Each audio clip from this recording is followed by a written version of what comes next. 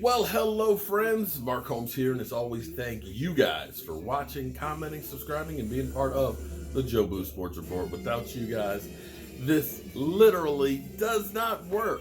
So I'm here in my workshop just trying to keep from going crazy, just like the rest of you guys, and just trying to stay busy while we're hunkering down and trying to do our part to try and save the world.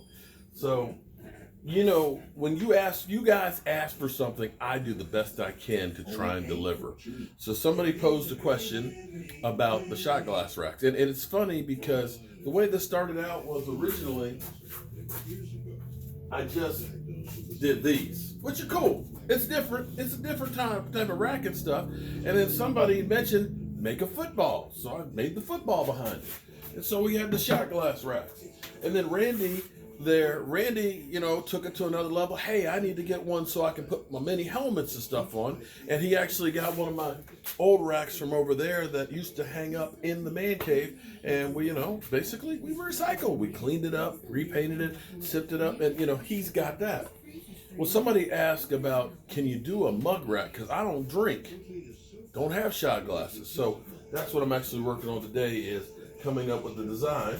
Basically, I just need more space for the mugs. You don't get as many mugs on here as you do a shot glass rack, but you're going to get 6 mugs on a rack, so that ain't too bad. So that's what I'm working on. Trying to be an innovator, so to speak, here, So, being that we are 13 days and a few hours away from the NFL draft, there's all the speculation. Of course, the teams are doing their pre-draft interviews and things. The talking heads, they're bloviating about who they think everybody's going to take and stuff, And the speculation, of course, is out there. Now, the Cowboys have done, I think, a pretty good job at getting their in free agency, at getting as many players as possible to help fill in some of the gaps. And now it's money time.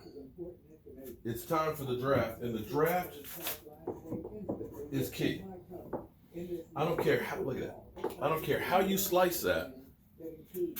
You have to hit on the draft. That's how you truly have to build a team. See, it's okay to get a few free agents here. See, look at that. Boom.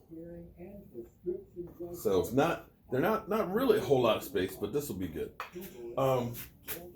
But you really have to build your team through the draft, or you're screwed, honestly. Because when you can draft a guy, that's a stud, that becomes a Pro Bowl player and stuff, you're not paying him really for the first 3-4 years. He's dirt cheap. And understand, when you have somebody like Van Der Esch, I think he's making $1 million a year, as opposed to signing a free agent that costs you 10 or 15, you must hit on the draft. Hold on, I gotta get some water.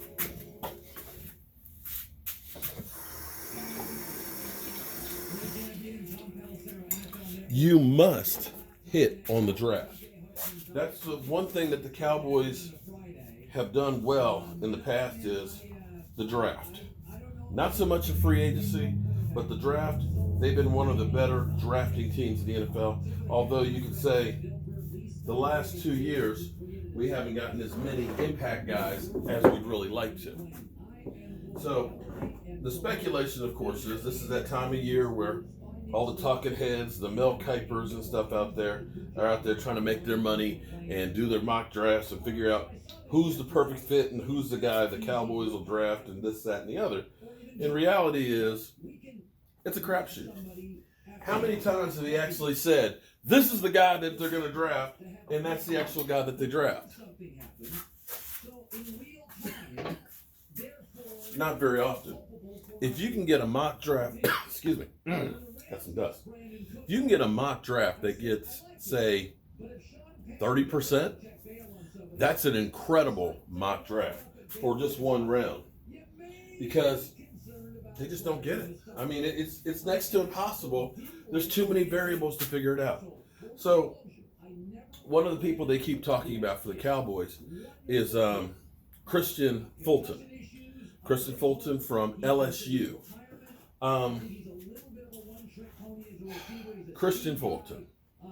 6 foot, about 197, 200 pounds. I think he ran like 4.44. I think at 4.44. Hold on, let me see this real quick. Like a 4.44, I think 40. I think he had like a 33-inch vertical.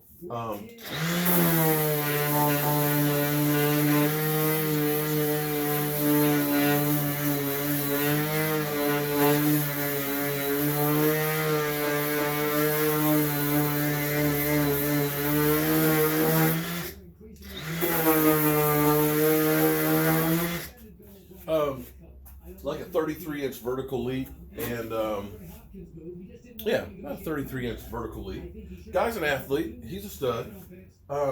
He's a good press corner. And see, if you're going to have a defense that's going to be more aggressive, like I hope and think Mike Nolan is going to run, you need a guy who can be a press corner that basically you can say, take that guy right there, and he's yours. Now, he's got a lot of work still to do because sometimes he doesn't read the quarterback as well as you'd like, but he's still really, really young. Now, the question mark on him is this. His rookie year, after his rookie season in college, he allegedly tampered with his P test. He allegedly had been smoking some marijuana a few days before the test and worried about not passing it. And so he got somebody else to pee for him and got busted. And so he was suspended for the 2017 season.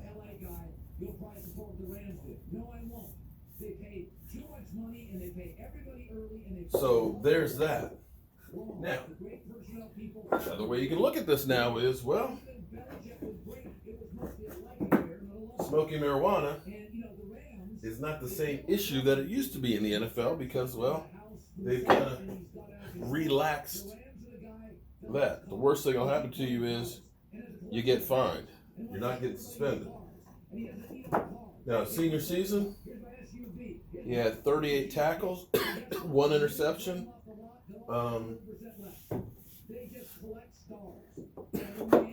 And most teams stayed the hell away from him. Completion percentage against him, I think, was like 43%. The quarterbacks didn't have a whole lot of success against him. Passer rating against him, I think, was like 71%. So again, not a lot of success when you went his way. Now, one thing you have to look at too, when you think about some of these college players, okay? Sometimes you'll see incredible numbers from guys and you go, oh my God, that guy's a stud. But you also have to look at the whole team in general. Because what sometimes happens is a lot of times you have a team that's literally playing lights out because they have so many great players. You know, if you have a great defensive line that's putting pressure on the quarterback, you really need to look at the whole defensive secondary. Are they benefiting because the other team's quarterbacks got no chance to throw against them? So it's not always apples to oranges what a guy does in college.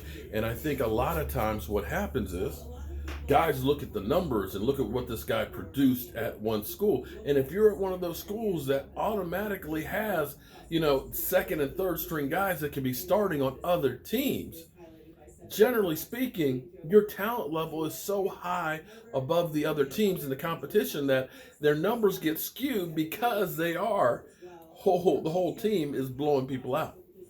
And so that's where you kind of have to look at that with a little bit. You really got to pay attention to the smaller details of the guy on one-on-one battles against somebody. He may have great numbers because the quarterback just can't get the damn ball out. But with that being said, he is projected to be a first-round pick, later first round, and it's a possibility that the Cowboys look there. For me, as long as we're going defense first, I'm okay. I, for one, still would like to have that beast that is the guy who can really get to the quarterback for me and my money. And if you get a guy who can sack the quarterback, who can constantly put pressure on him, a guy that you got to say, we can't let him beat us. You know, a guy who becomes like that Lawrence Taylor or a J.J. Watt when he's healthy, or DeMarcus Ware when they're young. That guy will make that secondary better because they're not having to hold up as long. We'll see what's going to happen in 2 weeks. We're going to be working on figuring out how we're going to do our draft show, but we're definitely going to be doing full-time coverage of all 3 days, and we'll look at doing some Skyping in of some of our other friends and stuff. So I'm going to let this stuff dry, and I'm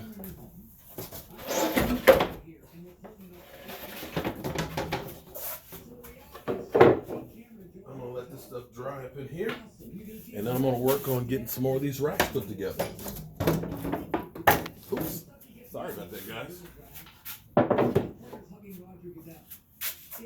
And then I will see you guys tonight on our live stream.